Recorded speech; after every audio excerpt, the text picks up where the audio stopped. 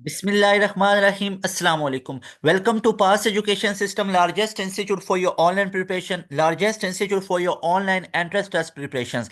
Dear students, इस video के अंदर हमारा टारगेट है अपने स्टूडेंट्स को नस्ट एनईटी टू 2025 के अंदर जो होने जा रहा है उसकी प्रिपरेशंस करवाना, और उसकी प्रिपरेशन मैं करवा रहा हूँ the basis of NUST NET one 2024 MCQs. यानी जो नस्ट एनईटी वन 2024 के अंदर एमसीक्यूज आए थे, मैं अपने तमाम स्टूडेंट्स के साथ वो तमाम एमसीक्यूज शेयर करूंगा, उसका सोल्यूशन शेयर करूंगा, ताकि वो तमाम एमसीक्यूज आप लोगों को पता चल जाएं, उसके कॉन्सेप्ट्स पता चल जाएं, एज इट इज़ वो एमसीक्यूज आप लोग सॉल्व करना सीख जाएं, ताकि आप लोगों ने अगर जो फेब के अंदर 2025 के फरवरी के अंदर जो नस्ट एनईटी टू होने जा रहा है उसकी प्रिपरेशन आप लोगों की बहुत अच्छे तरीके से हो सके। इससे पहले एक वीडियो अपलोड की है जिसके अंदर मैंने फिजिक्स का चैप्टर नंबर 1 और 2 को कंप्लीट करवाया आप लोगों को, यानी चैप्टर 1 2 में से जो नस्ट एनईटी वन 2024 में एमसीक्यूज आए थे। और आज की वीडियो में मैं आप लोगों के साथ डिस्कस करूंगा जो फर्स्ट ईयर फिजिक्स का चैप्टर 3 और 4 है, इसमें से जो नस्ट एनईटी वन 2024 के अंदर एमसीक्यूज आए वो मैं आप लोगों के साथ इंशाल्लाह ताला इस वीडियो के अंदर डिस्कस करूंगा।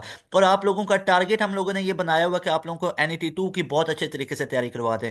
अगर अगर आप लोग अपने 2025 एडमिशन्स को लेके बहुत ज़्यादा सीरियस हैं, यानी आप लोगों ने 2025 के अंदर एडमिशन्स लेना है, चाहे आप लोग गैप ईयर पे गए हुए थे या आप लोग फ्रेशर हैं, तो आप लोगों के लिए गुड न्यूज़ है। पास एजुकेशन सिस्टम का हमारा ऑनलाइन प्रीमियम सेशन स्टार्ट हुआ है, जिसके अंदर एनरोलमेंट लेके आप लोग पाकिस्तान की तमाम टॉप यूनिवर्सिटीज़ की प्रिपरेशन अच्छे तरीके से कर सकते हैं। फिर आप लोगों की ये टेंशन खत्म हो जाएगी। यानी एक स्टूडेंट है, उसने एनईटी वन दिया, अच्छा परफॉर्म नहीं कर सका, तो लाजमी तौर पे ये हमारा ऑनलाइन प्रीमियम सेशन है, इसके अंदर आप लोग एनरोलमेंट ले लें। ये नंबर आप लोगों को यहाँ पे शो हो रहा है 0304 0 666 0 इसका अभी ही आप लोग स्क्रीनशॉट लें, इस नंबर को सेव करें पास एजुकेशन सिस्टम के साथ, इस नंबर पे कांटेक्ट करें, आपको व्हाट्सएप के ऊपर तमाम डिटेल भेज दी जाएगी। और इसके अंदर आप लोगों को एनरोलमेंट मिलेगी जस्ट 6000 के अंदर। हमारे ऑनलाइन पेड सेशन के अंदर जस्ट आप लोगों को 6000 के अंदर ये एनरोलमेंट मिलेगी।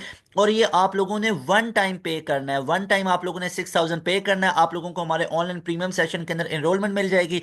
याद रखें, ये पहले हमने सेशन स्टार्ट किया, उसके बाद हमने ये 15 दिसंबर से स्टार्ट किया, उसके बाद हमने नंबर ऑफ सीट्स को भी बढ़ा दिया। अब हमारे पास टोटल जो नंबर ऑफ सीट्स अवेलेबल है all over the Pakistan, by grace of अल्लाह सुब्हानहू व तआला, हमारे पास काफी ज्यादा तादाद में स्टूडेंट्स आ रहे होते हैं, तो 100 सीट्स हमने और एक्सटेंड कर दी हुई हैं। तो ये भी अब मैं आपको गारंटी नहीं दे सकता कि 2 से 3 दिन में ये फिल हो जाएंगी, उसके बाद भी कोई बचेगी या नहीं बचेगी, तो मैं आपको ये गारंटी नहीं दे सकता कि हमारे पास 3 4 दिन बाद या 2 3 दिन बाद सीट्स होंगी या नहीं होंगी। तो एज सुन एज पॉसिबल, अगर तो वाकई में आप लोगों ने 2025 में अपना एडमिशन सिक्योर करना है, और सिर्फ एक नस वगैरह में नहीं, फास्ट यूटी वगैरह में नहीं, तमाम यूनिवर्सिटीज के आप लोगों ने ऑप्शंस को कंसिडर किया हुआ है। फॉर एग्जांपल, आप लोगों को हम किस किस की तैयारी करवाएंगे? आप लोगों को हम नस के एनईटी टू की तैयारी करवा देंगे, आपको यूईटी के ई कैट की करवा देंगे, चाहे स्प्रिंग एडमिशन लेना है, फॉल में एडमिशन लेना है, एनटीएस नेट की करवा देंगे, कॉम सेट्स की करवा देंगे, एनईडी की, मेहरान की, प्यास जी की, आईबी है, लम्स है, बहरिया यूनिवर्सिटी है, इस्लामाबाद में 2 कैंपस है, कराची लाहौर में कैंपस है, एयर यूनिवर्सिटी को, नमल एंड यू का, आज़म यूनिवर्सिटी या बाकी जितनी यूनिवर्सिटीज आ जाती हैं,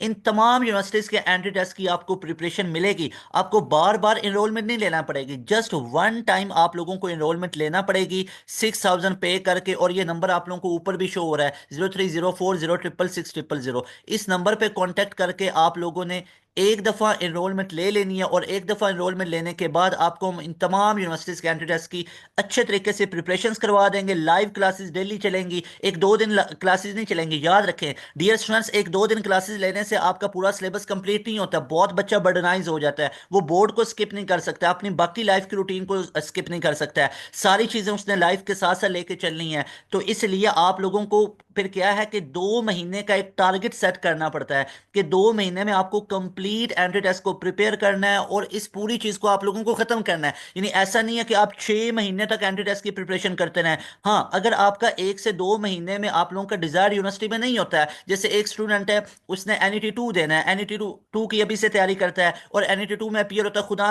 ना खासा उसकी कंप्लीट डिजायर्ड मार्क्स नहीं आ सकते हैं, तो आपको हम अपने सेशन से कभी भी आउट नहीं करेंगे, आप हमारे सेशन में हमेशा रहेंगे। चलेंगे, आप लोगों के पास लाइव क्लासेस की एक्सेस रहेगी, आप लोगों के पास हमारे लेक्चर नोट्स पीडीएफ पूरे हमारे पोर्टल की एक्सेस आप लोगों के पास हमेशा रहेगी जब तक आपका डिजायर्ड यूनिवर्सिटी में एडमिशन नहीं होता है। लेकिन हम अपने स्टूडेंट्स को 2 महीने के अंदर कंप्लीट प्रिपेयर कर देते हैं जो भी उसके डिजायर्ड यूनिवर्सिटी का एंट्री टेस्ट है इंशाल्लाह ताला। तो ये हाईली रिकमेंडेड है आप लोगों को सेशन, जिसमें डेली क्लासेस चलेंगी, एक 2 दिन क्लासेस नहीं चलेंगी, डेली क्लासेस होंगी। और डेली क्लासेस के अंदर आपको एक्सपर्ट प्रोफेशनल लोग पढ़ा रहे होते हैं, हर सब्जेक्ट का एक्सपर्ट प्रोफेशनल होता है जिसका 15-15 साल, 16-16 साल, 18-18 साल टीचिंग एक्सपीरियंस होता है एंट्री टेस्ट को पढ़ाने का। तो आज की वीडियो को स्टार्ट कर लेते हैं। आज की वीडियो में हम डिस्कस कर रहे हैं चैप्टर नंबर 3 और चैप्टर नंबर 4 के जो NET 1 के अंदर एमसीक्यूज आए थे उसका कंप्लीट सोल्यूशन डिस्कस करूंगा। और मेरी कोशिश है कि वो मैं as it is MCQs discuss करूं और साथ उन टॉपिक्स को भी एक्सप्लेन करूं ताकि उन टॉपिक्स में से सिमिलर अगर NET 2 में क्वेश्चन आएंगे, NET 3 में, NET 4 में आएंगे तो वो भी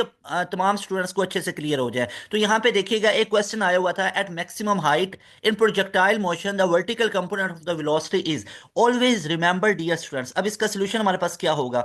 अगर एक प्रोजेक्टाइल मोशन है, उस प्रोजेक्टाइल मोशन के अंदर अगर हम मैक्सिमम हाइट पे पहुंचते हैं तो मैक्सिमम हाइट पे याद रखिएगा जो वेलोसिटी का वर्टिकल कंपोनेंट होता है, वेलोसिटी का वर्टिकल कंपोनेंट क्या हो जाता है? वो हमारे पास इक्वल टू जीरो हो जाता है। यानी वेलोसिटी का जो हमारे पास वर्टिकल कंपोनेंट है वो जीरो के इक्वल हो जाएगा। और इस पॉइंट पे सिर्फ एक ही कंपोनेंट होता है जो कि हॉरिजॉन्टल कंपोनेंट है। और ओवरऑल अगर मैं बात करूं तो यहाँ पे वेलोसिटी क्या हो जाती है? Velocity is not equal to zero, but velocity हो क्या जाती है? मिनिमम हो जाती है, क्योंकि वेलोसिटी का वर्टिकल कंपोनेंट पूरा क्या हो जाता है? जीरो हो जाता है। और यहाँ पे जो उस जो पूरा हमारे पास ऑब्जेक्ट है उसमें मोशन होती है ड्यू टू हॉरिजॉन्टल कंपोनेंट, यानी वेलोसिटी के हॉरिजॉन्टल कंपोनेंट की वजह से होती है। और यहाँ पे वर्टिकल कंपोनेंट क्या हो जाता है? जीरो हो जाता है। तो याद रखना at maximum height, maximum height अगर तो वो पूछे ना यहाँ पे के वेलोसिटी विल बी, तो वेलोसिटी ओवरऑल क्या हो जानी है? मिनिमम। लेकिन यहाँ पे उसने बोला हुआ है कि vertical component of the velocity, तो वर्टिकल कंपोनेंट तो वेलोसिटी का जीरो हो जाता है। तो एक ये क्वेश्चन आया हुआ था नस्ट NET 1 2024 के अंदर।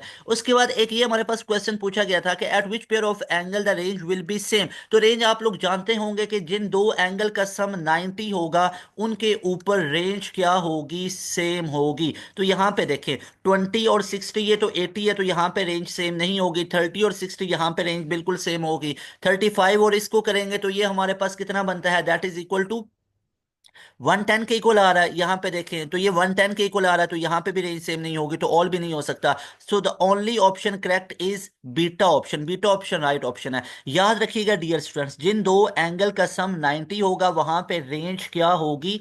सेम होगी। तो क्यों ना इस पूरे टॉपिक की एक्सप्लेनेशन में आप लोगों को करवा देता हूं। तो ये टॉपिक है हमारे पास प्रोजेक्टाइल मोशन। अब प्रोजेक्टाइल मोशन की डिफरेंट टाइप्स भी होती हैं, इसके अलावा इसमें डिफरेंट रिलेशन यूज किए जाते हैं। तो इसमें क्या क्या चीजें हैं और किस तरीके से आप लोगों को याद रखना है, आए इस लेक्चर के अंदर मैं आपको कंप्लीट ये डिटेल के अंदर बता देता हूं। सबसे पहले आप लोगों ने याद रखना है प्रोजेक्टाइल मोशन एक 2 डायमेंशनल मोशन है और इसमें जो एक्सेलरेशन काउंट किया जाता है वो ग्रेविटी का एक्सेलरेशन होता है जिसका वैल्यू होता है 9.8 मीटर पर second square, as you know all. इसके बाद अगर हम बात करें प्रोजेक्टाइल मोशन की तो इसकी टोटल हमारे पास 3 टाइप्स आ जाती हैं। 3 टाइप्स में जो नंबर 1 हमारे पास टाइप आ जाती है वो हमारे पास होती है that is oblique projectile motion. तो यहां पे नंबर 1 पे हमारे पास जो बनेगी that is oblique projectile motion.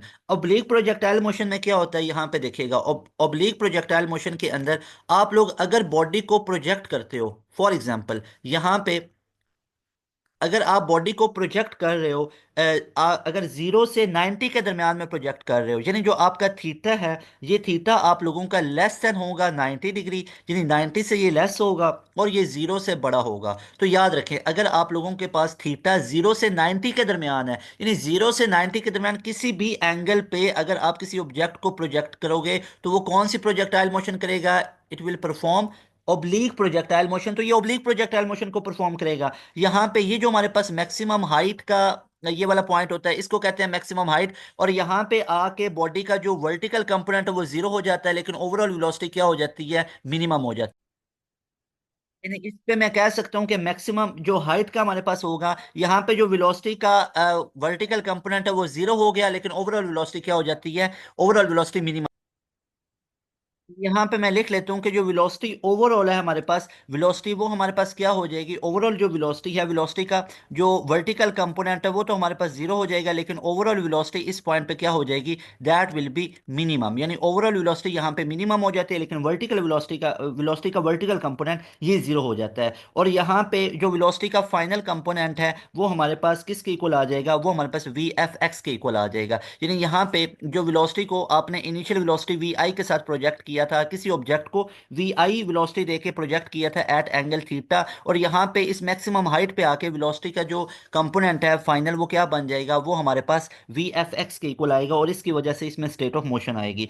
यहाँ पे आप लोगों ने दो तीन चीज़ों को बस याद रखना ऑब्लिक प्रोजेक्टाइल मोशन के अंदर, कि ऑब्लिक प्रोजेक्टाइल मोशन के अंदर आप लोग बॉडी को प्रोजेक्ट करते हो 0 से 90 के दरमियान किसी एंगल पे, मैक्सिमम हाइट का ये हमारे पास पॉइंट होता है, इस पे आके वेलोसिटी का वर्टिकल कंपोनेंट जीरो हो जाता है, overall velocity zero, overall velocity minimum होती है, जीरो नहीं होती। यहाँ पे याद रखना है overall velocity is not equal to zero, but क्या हो जाती है मिनिमम, सिर्फ वेलोसिटी का वर्टिकल कंपोनेंट जीरो होता है। तो ये हमारे पास ऑब्लिक प्रोजेक्टाइल मोशन है। इसके बाद नंबर सेकंड पे अगर हम बात करें तो हमारे पास हॉरिजॉन्टल प्रोजेक्टाइल आ जाती है।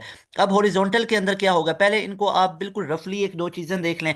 हॉरिजॉन्टल में क्या होता है, आप बॉडी को प्रोजेक्ट करते हो with V I X velocity, उसके बाद यहां से ये प्रोजेक्टाइल मोशन को परफॉर्म करता है यहाँ पे, और इसको हम क्या बोलते हैं, दैट इज मैक्सिमम हाइट। ये इसका जो पॉइंट होता है दैट इज मैक्सिमम हाइट। ये मैक्सिमम हाइट हमारे पास टोटल होती है, ये टोटल, यानी इसकी अगर मैं बात करूं तो दैट इज मैक्सिमम हाइट। और यहाँ पे आप लोग बॉडी को प्रोजेक्ट करते हो, किस एंगल पे आपने प्रोजेक्ट किया, थीटा इक्वल टू 0 डिग्री। तो ये आप लोगों ने याद रखना है। और इसके अंदर हमारे पास क्या होता है कि वेलोसिटी को आप 0 डिग्री एंगल पे प्रोजेक्ट करते हो, और यहाँ पे वेलोसिटी किस कंपोनेंट की वजह से नीचे आती है, वर्टिकल कंपोनेंट की वजह से नीचे आती है। तो यहाँ पे बॉडी क्या परफॉर्म करेगी, यहाँ पे भी प्रोजेक्टाइल मोशन को परफॉर्म करेगी। और स्टार्ट में अपने हॉरिजॉन्टल वेलोसिटी का कंपोनेंट होता है, हॉरिजॉन्टली बॉडी को प्रोजेक्ट करते हैं, तभी इसको हॉरिजॉन्टल प्रोजेक्टाइल मोशन कहते हैं। और यहाँ पे हमारे पास जो वी आई वेलोसिटी का इनिशियल जो वर्टिकल कंपोनेंट होगा वो हमारे पास कितना हो जाता है, जीरो हो जाता है। इसके बाद हमारे पास नंबर थर्ड पे आ जाती है, that is vertical projectile motion. अब वर्टिकल प्रोजेक्टाइल मोशन में आप क्या करते हैं, बॉडी को प्रोजेक्ट करते हैं किसी एंगल 90 के ऊपर, यानी 90 एंगल पे अगर बॉडी को प्रोजेक्ट किया जाए तो ये वर्टिकल हमारे पास प्रोजेक्टाइल मोशन होती है, और इसमें हॉरिजॉन्टल वेलोसिटी का कंपोनेंट जीरो होता है। तो यहाँ पे ये तीनों प्रोजेक्टाइल मोशन के टाइप्स मैंने आप लोगों को रफली बताया है। अगर मैं इसको ओवरव्यू आप लोगों को दूं तो आप लोगों ने याद रखना है इसके अंदर क्या क्या चीज़ों को हमने डिस्कस किया। सबसे पहले ओब्लीक प्रोजेक्टाइल मोशन के अंदर क्या होगा, बॉडी को आप प्रोजेक्ट करते हो 0 से 90 के दरमियान किसी एंगल पे। हॉरिजॉन्टल प्रोजेक्टाइल मोशन में आप बॉडी को प्रोजेक्ट करते हो थीटा इक्वल टू 0 डिग्री पे। वर्टिकल प्रोजेक्टाइल मोशन में आप बॉडी को प्रोजेक्ट करते हो at theta equal to 90 degree. याद रखना है ओब्लीक के अंदर वेलोसिटी का वर्टिकल कंपोनेंट जीरो हो जाता है, लेकिन ओवरऑल वेलोसिटी मिनिमम हो जाती है। इसके बाद यहाँ पे वेलोसिटी का एक्स कंपोनेंट होता है और वाई कंपोनेंट जीरो हो जाता है, और आप थीटा इक्वल टू 0 डिग्री पे बॉडी को प्रोजेक्ट करते हो। अब यहाँ पे इसके डिफरेंट रिलेशंस हैं, वो मैं आप लोगों के साथ वन बाय वन डिस्कस कर देता हूँ। सबसे पहले यहाँ पे हम डिस्कस करेंगे number one, that is oblique projectile motion. Oblique projectile motion में हमारे पास क्या होता है, मैंने अभी आप लोगों को बताया था कि ओब्लीक प्रोजेक्टाइल मोशन के अंदर आप बॉडी को प्रोजेक्ट करते हो 0 से 90 के दरमियान किसी एक एंगल थीटा के ऊपर। यानी यहाँ पे जो आपका 90 डिग्री होगा ये ग्रेटर देन होगा थीटा, और आपका थीटा ग्रेटर देन होगा 0 डिग्री, यानी theta is in between 0 degree to 90 degree. इसके बाद ये वाला जो हमारे पास पॉइंट है इसे हम कहते हैं मैक्सिमम हाइट, ये मैक्सिमम हाइट का पॉइंट है हमारे पास। इसके बाद यहाँ पे याद रखना आप इनिशियल वेलोसिटी के साथ बॉडी को प्रोजेक्ट कर रहे हो विद वी आई वेलोसिटी के साथ आप बॉडी को प्रोजेक्ट करते हो एट थीटा, किसी एंगल थीटा के ऊपर प्रोजेक्ट करते हो, और ये थीटा होना चाहिए इन बिटवीन 0 to 90 डिग्री। तो याद रख लो जब भी आप 0 से 90 के दरमियान किसी एंगल पे बॉडी को फेंक रहे हो तो वो जो प्रोजेक्टाइल मोशन बनेगी that will be oblique projectile motion. और मैक्सिमम हाइट पे आके यहाँ पे अगेन देख लें कि वेलोसिटी का जो वर्टिकल कंपोनेंट होगा वो हमारे पास क्या हो जाएगा, जीरो हो जाता है, यानी वेलोसिटी का vertical component that will B zero, और ओवरऑल वेलोसिटी जो होगी ये हमारे पास क्या हो जाती है, दैट विल बी मिनिमम। यानी वेलोसिटी हमारे पास मिनिमम हो जाती है, और वेलोसिटी का जो वर्टिकल कंपोनेंट है वी वाई वो हमारे पास क्या हो जाएगा, that will B zero. Velocity का वर्टिकल कंपोनेंट यहाँ पे जीरो हो जाएगा। इसके बाद यहाँ पे अगर हम बात करें तो इसका जो पूरा पाथ बनता है that will B parabolic. Parabolic path इसका बन रहा होता है यहाँ पे, ये आप लोगों ने याद रख लेना है। इसके बाद अगर इसके डिफरेंट मैं रिलेशंस की बात करूँ, तो डिफरेंट रिलेशंस यहाँ पे कौन कौन से यूज हो सकते हैं। अगर तो हम बात करें हाइट की, कि इसका हाइट का रिलेशन क्या होगा, मैक्सिमम हाइट की अगर मैं बात करूँ, तो हाइट का रिलेशन होगा that will be V I square sine square theta upon 2g। ये हमारे पास मैक्सिमम हाइट का रिलेशन है, एक आप लोगों ने ये याद रख लेना है। इसके बाद टाइम ऑफ फ्लाइट की बात करें कि जितना टोटल टाइम इसको लग रहा है, तो वो हमारे पास होगा 2vi sine theta upon G, ये टाइम ऑफ फ्लाइट है। इसके बाद रेंज की बात की जाए, रेंज कहते हैं हॉरिजॉन्टल डिस्टेंस को, तो रेंज हमारे पास होगी V I square sine 2 theta upon G, ये हमारे पास रेंज होगी। अगर मैं आपसे यहाँ पे एक और चीज़ पूछ लूँ, जैसे एनईटी वगैरह में पूछा जाता है कि हाइट और टाइम ऑफ फ्लाइट का रिलेशन क्या होगा, तो याद रख लो दैट इज T² G/8। तो ये हमारे पास रिलेशन होता है टाइम ऑफ फ्लाइट का और हाइट का।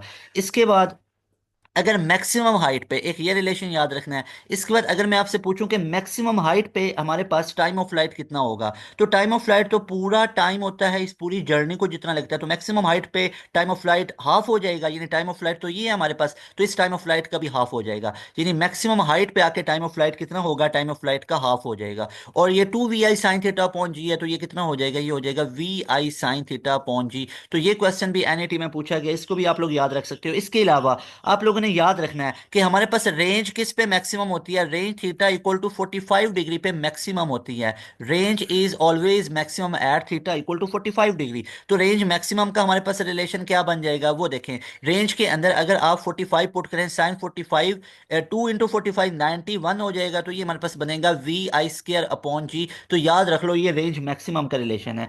इसके बाद आप लोगों ने याद रखना है जिन दो एंगल का सम हमारे पास 90 डिग्री के इक्वल होता है, तो यहाँ पे भी रेंज हमारे पास क्या होती है, सेम होती है। तो ये सारे जो कॉन्सेप्ट्स आप लोगों को बता रहा हूँ, इसमें से बार बार एनईटी के अंदर भी क्वेश्चंस आए हुए हैं और बार बार वो आगे भी पूछेंगे, तो इनको अच्छे तरीके से आप लोग याद रख सकते हैं।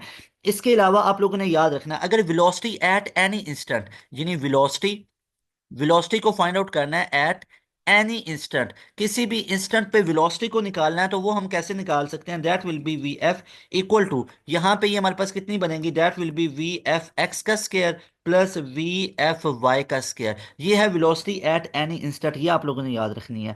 इसके बाद यहाँ पे अगर मैं इसको समराइज करवाऊं, तो आप लोगों ने क्या क्या कुछ याद रखना है कि ऑब्लीक प्रोजेक्टाइल मोशन के अंदर जो हाइट का रिलेशन है, जो मैक्सिमम हाइट है, वो हमारे पास किसके इक्वल है, that is equal to V I square sine square theta upon 2g। अब यहाँ पे ये क्वेश्चन ऐसे भी आ सकता है, इनिशियल वेलोसिटी दी हो, आपको एंगल दिया हो और आपसे पूछा जाए कि मैक्सिमम हाइट उसकी कितनी होगी। इसके बाद टाइम ऑफ फ्लाइट है 2vi sin θ/g, याद रख लेना है। रेंज का रिलेशन है we I square sign 2 θ/g है। इसके वेलोसिटी एट एनी इंस्टेंट निकालनी है, तो उसका ये रिलेशन है। दो एंगल का सम अगर 90 डिग्री होगा, तो ये यहाँ पे रेंज सेम होगी। फॉर एग्जांपल अगर मैं बात करता हूँ 30 डिग्री और 60 डिग्री, इन दोनों पे रेंज सेम है। अगर मैं 20 डिग्री 70 डिग्री की बात करता हूँ, रेंज सेम है। इसके बाद 35 की मैं बात करता हूँ और साथ में मैं बात कर लेता हूँ फॉर एग्जांपल 55 की, तो यहाँ पे देखें तो यहाँ पे भी रेंज हमारे पास क्या होगी, सेम होगी। इसके बाद 25 की और 65 की बात की जाए, तो यहाँ पे भी रेंज सेम होगी। तो इन दोनों एंगल्स पे, जिन दो एंगल्स का सम 90 डिग्री बनेगा, उन दोनों एंगल्स पे रेंज सेम होगी,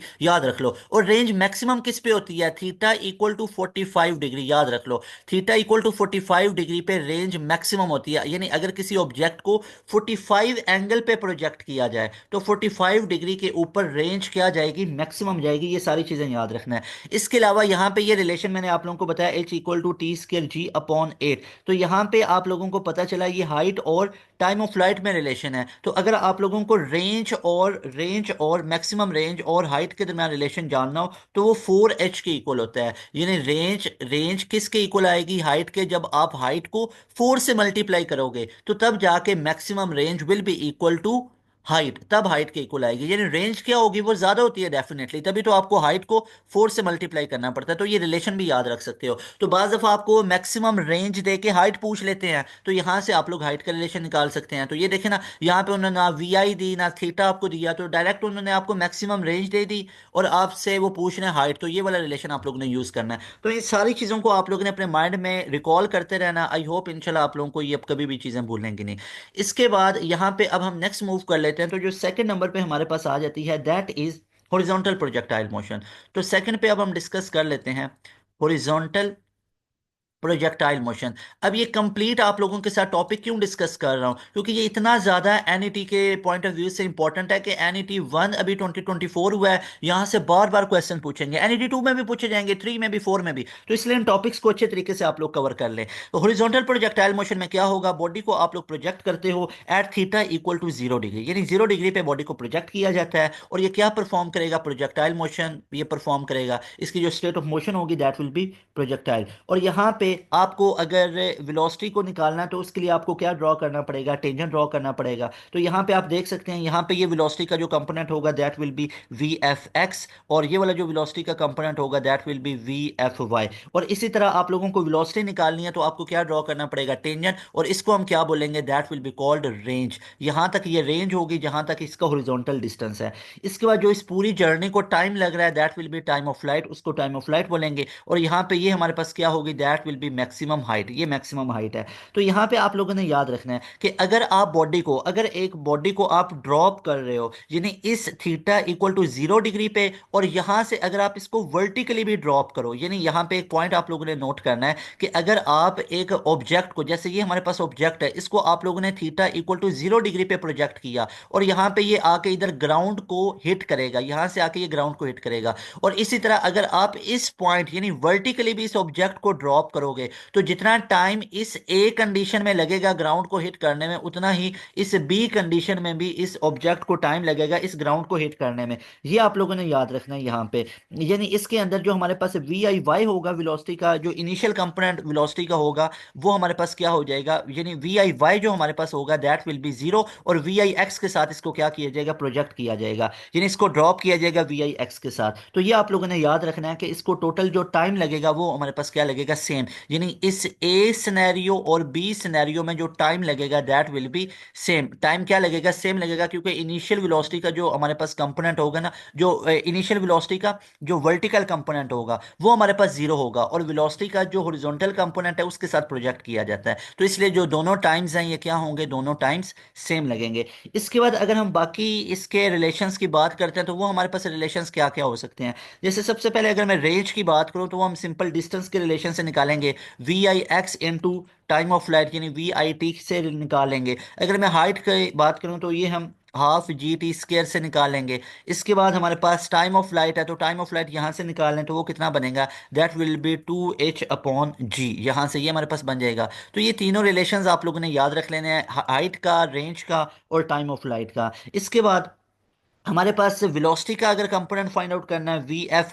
वेलोसिटी का हमारे पास फाइनल कंपोनेंट, तो वो हमारे पास किस तरह निकाला जाएगा, V F X square plus V F Y square, इसके इक्वल आ जाएगा। और यहाँ पे याद रखना है जो वी एफ एक्स होगा वेलोसिटी का जो हॉरिजॉन्टल फाइनल कंपोनेंट है, ये किसके इक्वल होगा, वी आई एक्स के इक्वल होगा। और जो वी एफ वाई है वेलोसिटी का जो वर्टिकल फाइनल कंपोनेंट है, वो कैसे निकालेंगे, वो जी टी से निकालेंगे। तो ये आप लोगों ने कुछ रिलेशंस है, इनको अच्छे तरीके से याद रख लेना है। इसके बाद अगर मैं इसको समराइज करवाऊं तो यहाँ पे क्या क्या याद रखना है, हॉरिजॉन्टल प्रोजेक्टाइल मोशन के अंदर बॉडी को प्रोजेक्ट किया जाता है 0 डिग्री के ऊपर। यहाँ पे अगर आप बॉडी को प्रोजेक्ट करते हो 0 डिग्री पे, या आप एक उसी पॉइंट से वर्टिकली ड्रॉप करते हो, तो दोनों को सेम टाइम लगेगा ग्राउंड को हिट करने में, क्योंकि वेलोसिटी का जो वर्टिकल कंपोनेंट होगा वो 0 होता है स्टार्टिंग। इसके बाद अगर रेंज की बात करें तो ये हमारे पास V I X into T, height की बात करें तो half G T square, time of flight की बात करें तो 2h अपॉन जी। ये मैं किसकी बात कर रहा हूँ, हॉरिजॉन्टल प्रोजेक्टाइल। अब हमें कैसे सर पता चलेगा ये हॉरिजॉन्टल प्रोजेक्टाइल है, जैसे हॉरिजॉन्टल प्रोजेक्टाइल है, कहते हैं आप कहीं पे बिल्डिंग के ऊपर खड़े हुए हैं,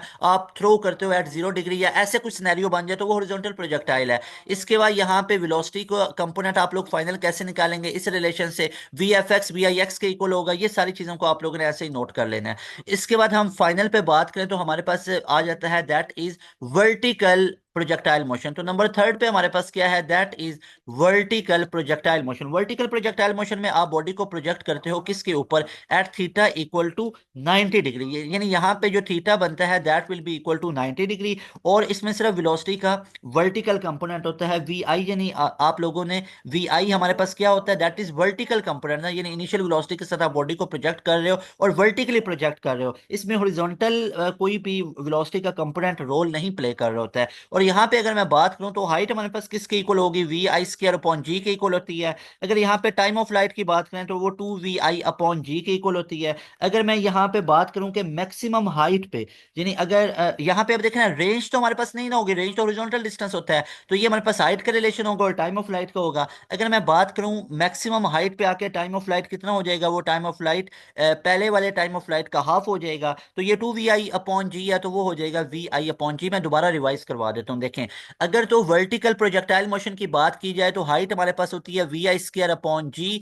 टाइम ऑफ लाइट होता है, टोटल टाइम कितना लगेगा बॉडी को ऊपर जाने में और नीचे आने में, टोटल इसको टाइम, वो होगा 2 VI अपॉन जी। अगर मैं सिर्फ मैक्सिमम हाइट पे बात करूं, यहाँ पे आके, यानी इस पॉइंट पे आके बॉडी को कितना ज्यादा टाइम लगेगा, तो वो पूरे टाइम ऑफ लाइट का जाने का टाइम और आने का टाइम, इसको आप 2 पे डिवाइड कर दो ना, तो 2 पे डिवाइड करोगे तो वो अब VI अपॉन जी आ जाएगा। So that was all about your types of projectile motion. I hope आप लोगों को ये कॉन्सेप्ट अच्छे तरीके से क्लियर हुए होंगे। तो डियर स्टूडेंट्स, नेक्स्ट हम डिस्कस करते हैं कि नेक्स्ट एनईटी 1 2024 के अंदर हमारे पास और कौन से क्वेश्चन पूछे गए थे चैप्टर नंबर 4 में से। चैप्टर नंबर 4 आप लोगों का किसके बारे में, that is all about work and energy. ये हमारे पास आ जाता है वर्क और एनर्जी को लेके। तो यहाँ पे देखिए, अब वर्क और एनर्जी के बारे में हम चीजें डिस्कस कर लेते हैं। सबसे पहले तो आप लोगों ने याद रखना है यूनिट्स को लेके, बहुत उन्होंने क्वेश्चन पूछे हुए थे यूनिट्स को लेके। जैसे हमारे पास पावर क्या होता है, that is work upon time. तो यहाँ पे अगर बात करें तो पावर का यूनिट क्या बनता है, दैट इज वॉट। अब एक क्वेश्चन आया हुआ था किलो वाट आवर,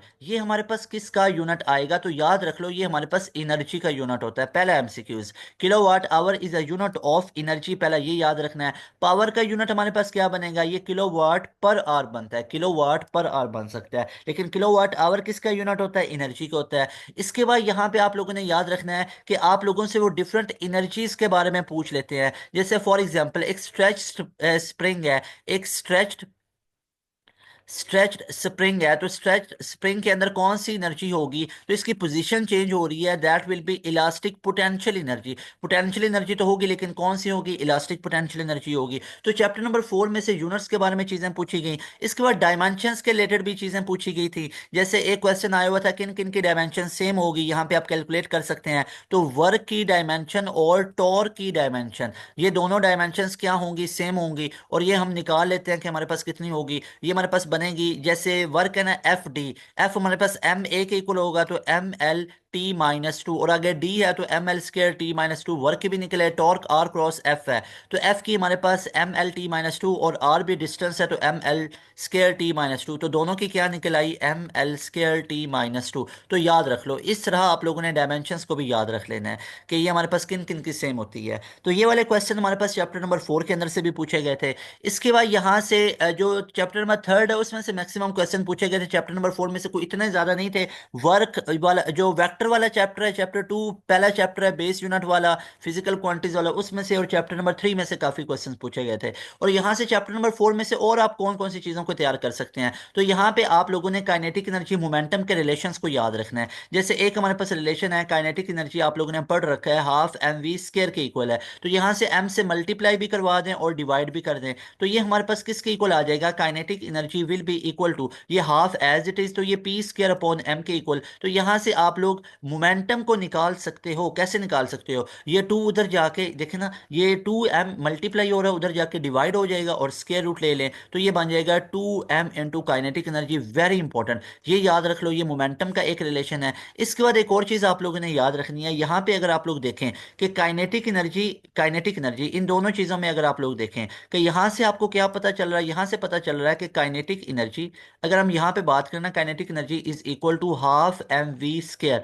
तो यहाँ से आपको क्या पता चला, kinetic energy is directly proportional to mass. लेकिन कब मैस के डायरेक्टली प्रोपोर्शनल है, जब वेलोसिटी हमारे पास कांस्टेंट के इक्वल है। और यहाँ से इस रिलेशन से पता चल रहा है कि काइनेटिक एनर्जी तो मैस के इनवर्सली प्रोपोर्शनल है, लेकिन ये कब होगा, जब मोमेंटम हमारे पास कांस्टेंट होगा। तो इन सारे सिनेरियोज को भी याद रखना है कि कब काइनेटिक एनर्जी मैस के डायरेक्टली होता है, कब मैस के इनवर्सली होता है, जब मोमेंटम कांस्टेंट होगा तो इनवर्सली, जब वेलोसिटी कांस्टेंट होगा तो डायरेक्टली प्रोपोर्शनल। उसके बाद याद रखना है कि जितना भी हमारे पास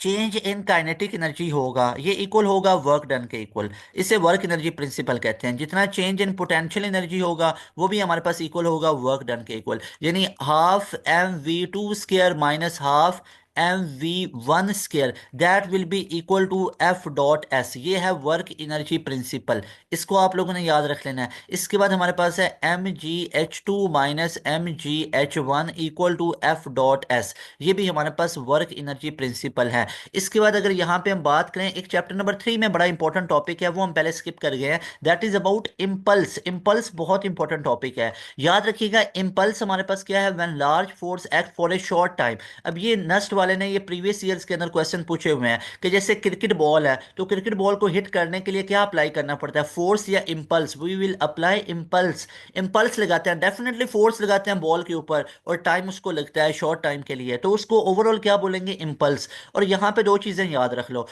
बहुत दो इंपॉर्टेंट रिलेशंस हैं, कि जो हमारे पास rate of change of momentum होता है that is equal to applied force, और दूसरा याद रख लो, जो चेंज इन मोमेंटम होगा ये इक्वल होगा इम्पल्स के। आई रिपीट, दो रिलेशंस हैं। इससे क्या पता चला कि जितना rate of change of momentum होगा ना, अगर तो बोलेगा ना rate of change of momentum, तो ये हमारे पास अप्लाइड फोर्स के इक्वल है, अप्लाइड फोर्स के इक्वल है। और अगर वो बोलेगा ना simple change in momentum, change in momentum, तो ये किसके इक्वल होगा, ये इक्वल होगा इम्पल्स के। तो चेंज इन मोमेंटम भी तो बेसिकली क्या है, मोमेंटम ही है ना। तो क्या मैं कह सकता हूँ मोमेंटम और इम्पल्स की डायमेंशन हमारे पास सेम होंगी, डेफिनेटली सेम हो सकती हैं। अब मोमेंटम हमारे पास क्या होता है, P is equal to M V होता है, तो ये क्या बन गया, that will B mlt-1।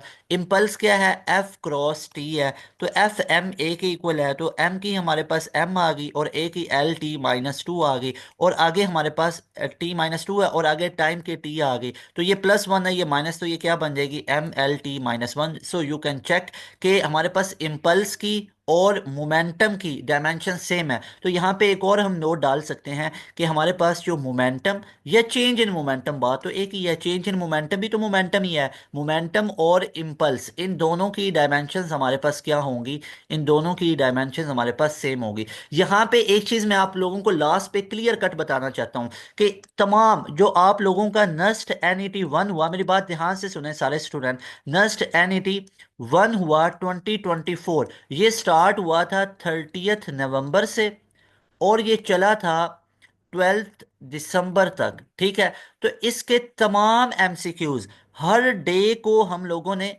Categorise कर दिया, हर डे के ऊपर हम लोगों ने एक एक दो दो वीडियोस अपलोड की हुई हैं, पहली शिफ्ट के दूसरी शिफ्ट के तमाम हम लोगों ने एमसीक्यूज अपलोड कर दिए हुए हैं। आप लोग हमारे नस्ट एनईटी पास पेपर की प्लेलिस्ट के अंदर जाएंगे ना, तो वहां पे 30 नवंबर से लेके 12 दिसंबर तक तमाम एमसीक्यूज ही एमसीक्यूज करवाए हुए हैं, जो आप लोगों के आए हुए थे नस्ट NET-1 2024 के अंदर। तो जाके वो तमाम एमसीक्यूज देख लो, तमाम एमसीक्यूज सुनो लाजमी तौर पे, बहुत अच्छी प्रैक्टिस हो जाएगी। अभी जो मैंने ये सीरीज स्टार्ट की हुई है ना, अभी सीरीज जो मैंने स्टार्ट की हुई है, इसके अंदर मैं उन्हीं एमसीक्यूज को बेस बना के, उन्हीं एमसीक्यूज को बेस बना के आपको टॉपिक्स एक्सप्लेन करता जाऊंगा, साथ साथ एमसीक्यूज भी एक्सप्लेन करूंगा, साथ साथ टॉपिक्स। देखो ना, एमसीक्यूज तो वो आए हुए थे एज इट इज, आपको पहले भी करवा दिया। अब ऐसा तो नहीं ना, वो जो ऑलरेडी हमने एमसीक्यूज अपलोड कर दिए, मैं उनका सोल्यूशन के साथ ही अपलोड किए हुए हैं, तो दोबारा मैं आपको वही करवाने लग जाऊं, वो तो ऑलरेडी अपलोड कर दिए हुए ना। तो इसलिए यहाँ पे अब एक नई चीज है आप लोगों के लिए, कि स्टूडेंट्स की काफी डिमांड हो रही थी कि सर इन टॉपिक्स को जरा आप लोग एक्सप्लेन कर दिया करें, ताकि इनसे सिमिलर क्वेश्चन आ जाए, और बहुत अच्छी चीज है। तो यही हमारी कोशिश है कि आप लोगों के जो 30 नवंबर से लेके 12 दिसंबर तक जो आप लोगों का ये नस्ट का NET-1 हुआ था, I am talking about NUST NET-1 2024, अभी जो रिसेंटली हुआ है, तो इसके अंदर जितने आप लोगों के एमसीक्यूज आए हैं वो तो हम लोगों ने ऑल डन कर दिए हुए हैं, सारे करवा दिए हुए हैं। एमसीक्यूज ओरिजिनल आप लोगों को करवाए हैं, और साथ उसका सोल्यूशन करवाया है, यानी एमसीक्यूज विद सॉल्यूशंस आप लोगों को ये कंप्लीट हमने करवा दिया हुआ है। अब मेरी ये कोशिश है आप लोगों को उन्हीं एमसीक्यूज जिधर से वो आए हैं ना, जिस टॉपिक से आए हैं, उन टॉपिक्स की एक्सप्लेनेशन आप लोगों को देता जाऊं, ताकि उसके सिमिलर जो NET-2 में आएगा, NET-2 2025 की मैं बात कर रहा हूं, या NET-3 के अंदर अगर उससे सिमिलर क्वेश्चन आएंगे, क्या पता वही question as it is repeat हो जाए। Very well done. 30 नवंबर से लेकर 12 दिसंबर तक जितनी हमारी वीडियोस आपको नजर आएंगी, लाजमी तौर पे सुनते जाएं, प्लेलिस्ट के अंदर आप लोग जाएं। ठीक हो गया। उसके बाद अगर उनसे सिमिलर क्वेश्चन आएगा तो वो कैसे करेंगे, उसके लिए आपको भी मैं तैयार कर रहा हूं, उन टॉपिक्स की एक्सप्लेनेशन करवा रहा हूं। Very best wishes for all of you. लाजमी तौर पे चैनल को सब्सक्राइब कर लें, ऐसे आप लोगों के लिए बहुत ज्यादा सीरीजेज हम लेके आते रहेंगे इंशाल्लाह ताला। और लास्ट पे यहाँ पे मैं आप लोगों को बताना चाहता हूँ, ऊपर आप लोगों को नंबर भी शो हो रहा है, इस नंबर के ऊपर कांटेक्ट करके आप अपनी सीट को रिजर्व कर सकते हो। देखिए डियर स्टूडेंट्स, अगर आपको लग रहा है कि आप लोग एक रूटीन में प्रॉपर नहीं आ रहे हैं, कॉलेज का काम है, साथ साथ इन एंट्री टेस्ट की प्रिपरेशन है, तो आपके लिए अगर चीज़ें हेक्टिक हो रही हैं, तो लाजमी तौर पे आप लोगों को ये हमारा new online premium session highly recommended है। मैं अगेन आपको बता देता हूँ, हमने 100 सीट्स को और अकोमोडेट किया है यहाँ पे, 100 सीट्स को और हम लोगों ने यहाँ पे एडजस्ट किया है। 100 सीट्स हम और लेके आए अपने स्टूडेंट्स के लिए, उनकी हाईली डिमांड के ऊपर। बहुत ज़्यादा डिमांड आ रही थी स्टूडेंट्स की, तो हमारे पास पहले जितनी सीट्स थी वो तो हमारे पास 3 से 4 दिन के अंदर फिल हो गई थी। तो अभी हम 100 सीट्स और हमने इंट्रोड्यूस करवाई हैं, लेकिन आप लोगों के पास टाइम 2 to 3 डेज के दरमियान है। उसके बाद मैं आप लोगों को सॉरी टू से गारंटी नहीं दे सकता हमारे पास सीट्स अवेलेबल होंगी या नहीं होंगी। तो लाजमी तौर पे आप इन 2 से 3 दिन या 4 दिन से पहले पहले अपनी सीट्स को रिजर्व कर सकते हैं। इसके अंदर आपको तमाम यूनिवर्सिटीज के एंट्री टेस्ट की प्रिपरेशन मिलेगी 100% ऑथेंटिक वे में, 100% आपको प्रिपरेशन मिलेगी। एंड इंशाल्लाह इंशाल्लाह आप लोग भी नस्ट के अंदर 150 प्लस, 160 प्लस, 170 प्लस का टारगेट लेके जा सकते हो और अपना एडमिशन को सिक्योर कर सकते हैं इंशाल्लाह ताला। जैसे आप लोग देख सकते हैं, नस्ट एनईटी 1 हुआ था, उसके अंदर हमारे स्टूडेंट ने टॉप किया। एनईटी 2 में हमारे स्टूडेंट के 169 आए थे, मेडिकल बैकग्राउंड से था। एनईटी 3 के अंदर हमारे स्टूडेंट के 168 आए। तो ये पास एजुकेशन सिस्टम का हमेशा से रिजल्ट रहा है। फास्ट को देख लें, नेट को देख लें, अभी दिसंबर में नेट हुआ है, हमारे स्टूडेंट के 90 में मार्क्स आए हैं। हालांकि ये मुश्किल था, हमारे स्टूडेंट्स 90 को पहुंचे हैं। कॉम सेट्स का हुआ है 92 93 में हमारे स्टूडेंट्स के मार्क्स आ रहे हैं। 90 प्लस में काफ़ी स्टूडेंट गए, 90 में लाइन लगी हुई है। तो थिंग इज के वी नो कि कैसे आप लोगों को रेलिवेंट तैयारी करवानी है, और हमारी ये पूरा वीक क्लासेस चलती जाती हैं डियर स्टूडेंट्स। कहीं पे भी 1 से 2 दिन क्लासेस हो रही हैं तो उसमें जाके आप लोग लाजमी तौर पे कंपेयर करें पास एजुकेशन सिस्टम के तमाम फीचर्स को। आप तमाम जितने भी आप लोग कोचिंग करवा रहे हैं उनके साथ कंपेयर करें, then decide better, then you can decide better कि आपके लिए क्या चीज़ बेहतर है। हमारी यहाँ पे क्लासेस हो रही होती हैं, पूरा हफ्ता चल रही होती हैं, यानी आप लोगों की 6 से 7 दिन क्लासेस चलती हैं लगातार पूरे एक हफ्ते के अंदर। 7 डेज है ना, तो या 6 दिन क्लासेस चलेंगी या 7 दिन चलेंगी। अगर 6 दिन चलेंगी तो एक दिन हमारा टेस्ट होता है और उस टेस्ट की लाइव क्लास में डिस्कशन होती है। तरीकाकार कुछ ऐसे होता है कि आप लोगों को टॉपिक वाइज हम सारे चैप्टर्स को करवाएंगे, टॉपिक वाइज उनके एमसीक्यूज करवाएंगे। जब एक चैप्टर खत्म हो जाएगा उस चैप्टर का टेस्ट आप लोगों से लिया जाएगा और उसके बाद एक वर्कशीट दी जाएगी। टेस्ट का भी लाइव क्लास में सोल्यूशन होगा और वर्कशीट को भी लाइव क्लास में करवाया जाएगा। उसके बाद हमारा रिवीजन सेशन स्टार्ट हो जाता है और उसके बाद हमारा टेस्ट सेशन होता है। तो इन तमाम फेजेस से गुजरने के बाद आप लोग 100% तैयार हो जाते हो। जस्ट आप लोगों ने वन टाइम ये पे करना है, कोई हर महीने पे नहीं करना जिस तरह आप लोग अपने एकेडमी में फीसिस पे करते हैं जो कॉलेजेस के अंदर पे करते हैं। वन टाइम आप लोगों ने पे करना है और इसमें आपको एक्सेस 1 2 महीने की है नेवर। सिलेबस आप लोगों का 2 महीने में खत्म करवा देंगे, आपको तैयारी 100% 2 महीनों में करवा देंगे, क्योंकि आपका टाइम कीमती है ना भाई। ऐसे थोड़ी करेंगे आपको 5 6 महीने तक लटका के रखेंगे, आपका एंट्री टेस्ट ये चलता रहेगा, नेवर। 2 महीने में आपको फुल फ्लैज हम तैयारी करवा देंगे। उसके बाद एनईटी को क्लियर करो, फास्ट को करो, यूईटी का ई कैट कर लो, नेट कर लो, एमडी कैट कर लो, वो आप अपना उसकी रिवीजन करते रहना। क्या आप हमें सर सेशन में निकाल देंगे? कभी भी नहीं निकालेंगे जब तक आपका वो टेस्ट नहीं हो जाता, जब तक आपका एडमिशन नहीं हो जाता। आप लोगों के पास हमारे पोर्टल की, हमारे लाइव क्लासेस की, हमारे सेशन की कंप्लीट एक्सेस रहेगी। इंशाल्लाह ताला मिलते हैं नई वीडियो में एक नए कंटेंट के साथ। मुझे दें इजाजत। इंशाल्लाह ताला आप लोगों के लिए भरपूर मेहनत करेंगे, सारी चीजें लेके आएंगे, और दुआओं में लाजमी तौर पे याद रखिएगा। और चैनल को लाजमी तौर पे आगे अपने जो फ्रेंड सर्कल है उसके साथ भी शेयर करें, और चैनल को खुद भी लाजमी तौर पे सब्सक्राइब कर लें। मिलते हैं नई वीडियो में। अस्सलाम वालेकुम, अल्लाह हाफिज, पाकिस्तान जिंदाबाद।